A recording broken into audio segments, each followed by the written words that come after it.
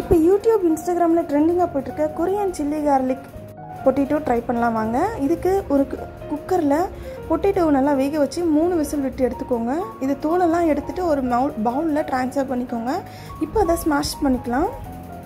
Next இதில் ஒரு 1 cup போல் cornflour add பண்ணிக்கோங்க. இதில் தேவையான உப்பு சேர்த்து நல்லா ஒரு டோ கன்சிஸ்டன்சிக்கு எடுத்துக்கோங்க. தேவைப்பட்டால் தண்ணி சேர்த்துக்கோங்க. நெக்ஸ்ட்டு கையில் கொஞ்சமாக எண்ணெய் அப்ளை பண்ணிவிட்டு இது சின்ன சின்ன உருண்டையாக எடுத்து ஈக்குவல் பண்ணிக்கோங்க, ரவுண்ட் பண்ணி.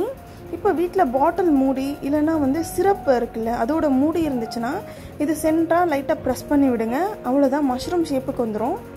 இதே மாதிரி எல்லாம் பண்ணி எடுத்துக்கலாம். நெக்ஸ்ட்டு கடாயில் கொஞ்சமாக எண்ணெய் சேர்த்து நம்ம செஞ்சு வச்சுருக்க மஷ்ரூம் ஷேப்பு பொட்டேட்டோவை இது கூட சேர்த்துக்கலாம். ஃபஸ்ட்டு இது அடியில் தான் இருக்கும். நல்லா வெந்து வந்ததும் இது மேலே வந்துடும். அந்த ஸ்டேஜில் எடுத்துகிட்டு கோல்டு வாட்டரில் இதை டிப் பண்ணி வச்சுக்கலாம். நெக்ஸ்ட் இதுக்கு ஒரு சாஸ் ரெடி பண்ணிக்கலாம். அதுக்கு சோயா சாஸ், சில்லி ஃப்ளேக்ஸ், கொஞ்சமாக கொரியாண்டர் சேர்த்து நல்லா மிக்ஸ் பண்ணிக்கலாம். நெக்ஸ்ட்டு ஒரு பேனில் எண்ணெய் ஊற்றி கொஞ்சமாக கார்லிக் சேர்த்து மிக்ஸ் பண்ணி வச்சுருக்க சாஸ் அண்ட் இந்த கார்லிக் ஆயிலை இது கூட சேர்த்து நல்லா மிக்ஸ் பண்ணிவிட்டு சர்வ் பண்ணிங்கன்னா சூப்பரான சில்லி கார்லிக் பொட்டேட்டோ ரெடி ஆகிடுச்சு. கண்டிப்பாக இந்த கொரியன் டிஷ்ஷை ட்ரை பண்ணி பாருங்கள். அவ்வளோ சூப்பராக இருக்குது. கிட்ஸும் நல்லா என்ஜாய் பண்ணி சாப்பிடுவாங்க. தேங்க்யூ.